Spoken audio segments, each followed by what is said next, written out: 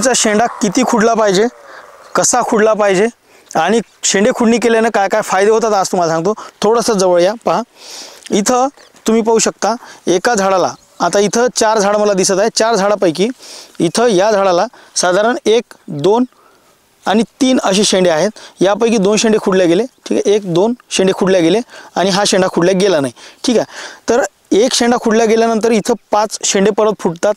म्हणजे आता ह्या झाडाला जर 3 शेंडे आहे तर पहिल्या म्हणजे ज्यावेळेस याची पहिली खुडणी होणार तर 3च्या जागी मग 3 15 शेंडे तिथे निघतील आणि 15 शेंडे मग तुम्ही ज्यावेळेस दुसरी खुडणी कराल तर 15 गुणिले परत 5 म्हणजे 15 5 75 आणि तिसरी खुडणी ज्यावेळेस कराल त्यावेळेस 75 गुणिले परत 5 म्हणजे एवढी फांद्याची संख्या तुमची वाढेल, तेही फक्त एका झाडावरती। आणि असे इथं झाड आहेत 1 2 3 4 म्हणजे 4 झाड आहेत। त्यापैकी समजा तुमच्या जर शेतात तुम्ही 2 झाड असतील, 1 झाड असेल, जर तुम्ही शेंडे खुडणी करत असाल तर एका ठिकाणी एका झाडावर 375 एवढे शेंडे राहू म्हणजे 375 एवढ्या फांद्या तुमच्या पिकावर राहणार आहेत।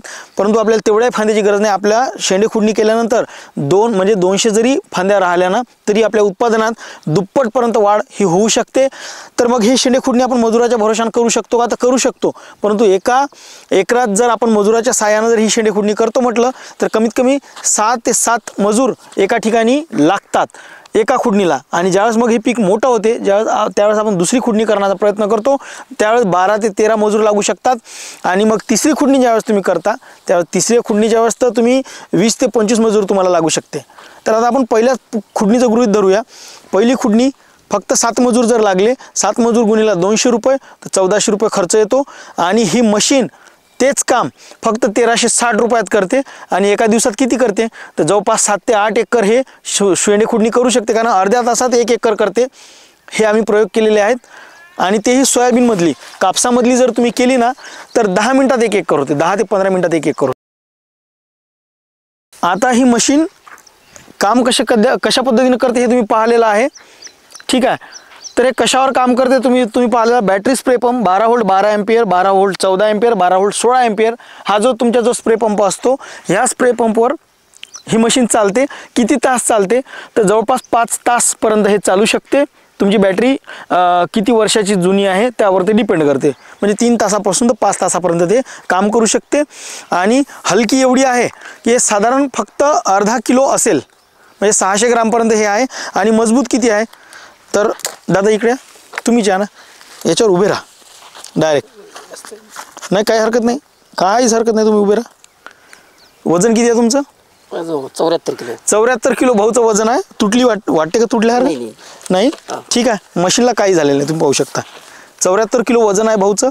आणि या मशीनला कुठे म्हणजे तुटणं तर जाऊ द्या, एक कुठं साधी एक लाईन पण पडली नाही, खरोच पण आलं नाही हिला, म्हणजे त्या मटेरियलनं आपण हे बनवलेली आहे। याला सगळ्यात महत्त्वाची गोष्ट म्हणजे सेफ्टी गार्ड दिलेला आहे। सेफ्टी गार्ड म्हणजे तुम्हाला माहीत आहे बरेचसे शेतकरी हे घरी बनवतात मशीन आणि तूर शेंडे खुडणी करतात, परंतु फक्त 1000 रुपयासाठी जीवासोबत तुम्ही धोका करू नका। कारण हे सेफ्टी गार्ड ज्यावेळेस तुम्ही वापरता तर हे ब्लेड जरी निसटलं सुद्धा, म्हणजे निसटत तर नाहीच, परंतु जर एखाद्या वेळेस असं झालं अनायसे जर हे ब्लेड निसटलं तर ह्या ब्लेडला म्हणजे या सेफ्टी गार्डला अडून ब्लेड खाली पडते, म्हणजे जीवाचा धोका गेला। त्यानंतर स्टेनलेस स्टीलचा अखंड ब्लेड आहे, कुठल्याही प्रकारचा इथं वेल्डिंग मारलेलं नाही आहे, त्यामुळे ब्लेड तुटण्याची भीती नाही। हे ब्लेड आपण दगडावर सुद्धा चालून पाहिलेलं आहे, हे आजपर्यंत निसटलं नाही किंवा तुटलं नाही, ठीक आहे। तुटलं तरी शरीराला लागत नाही कारण सेफ्टी गार्ड त्या प्रकारचं दिलेलं आहे। त्यानंतर इथं नट बोल्ट एल आकाराचा एक पाना येतो, ते इथं हा स्क्रू शाफ्टमध्ये टाईट होतो आणि त्यानंतर हे पाण्यानं कसले आहे, त्यामुळे निसटण्याची भीती नाही, तुटण्याची भीती नाही, सेफ्टी गार्ड तुटत नाही। आणि मशीनसुद्धा तुम्ही पाहिली आहे काय क्वालिटीची आहे। स्पीड किती आहे तर 6500 RPM एवढी स्पीड आहे।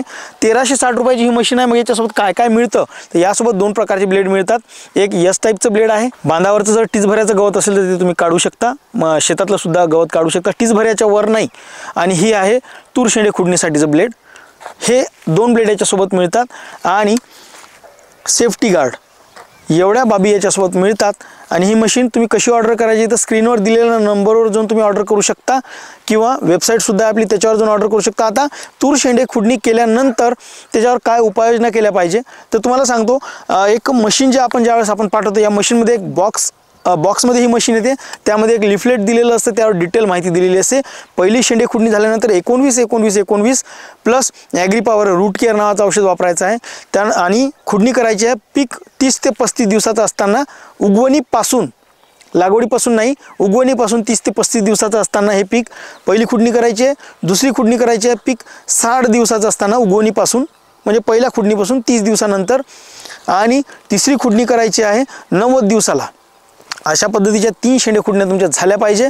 आणि पहिल्या खुडणीला 19-19-19 प्लस रूट केअर, दुसऱ्या खुडणीला 1261-0 प्लस ॲग्री पॉवर सफल, आणि तिसऱ्या खुडणीला परत 1261-0 प्लस ॲग्री पॉवर सफल किंवा ॲग्री पॉवर तेजस, म्हणजे जेणेकरून जर तिथे अंड्याची अवस्था असते पुढची, ती अवस्था बूम करण्याचं काम ते करत असतात. ठीक आहे. तर अशा पद्धतीच्या तुमच्या खुडणी झाल्या पाहिजे आणि फवारण्या झाल्या पाहिजे. जर तुमचं सोयाबीनमधलं पीक असेल, म्हणजे सोयाबीन आणि तूर असं जर तुमची लागवड झालेली असेल, तर अशा वेळेस 45 दिवसाला पहिली खुडणी झाली पाहिजे, 65 दिवसाला दुसरी आणि 90 दिवसाला तिसरी, अशा 3 खुडण्या झाल्या पाहिजे जर सोयाबीन आणि तूर असं जर तुमचं असेल तर. आणि कापसातला किंवा सलग तूर असेल तर 35 दिवसाला पहिली, 60 दिवसाला दुसरी आणि 90 दिवसाला तिसरी खुडणी केली पाहिजे.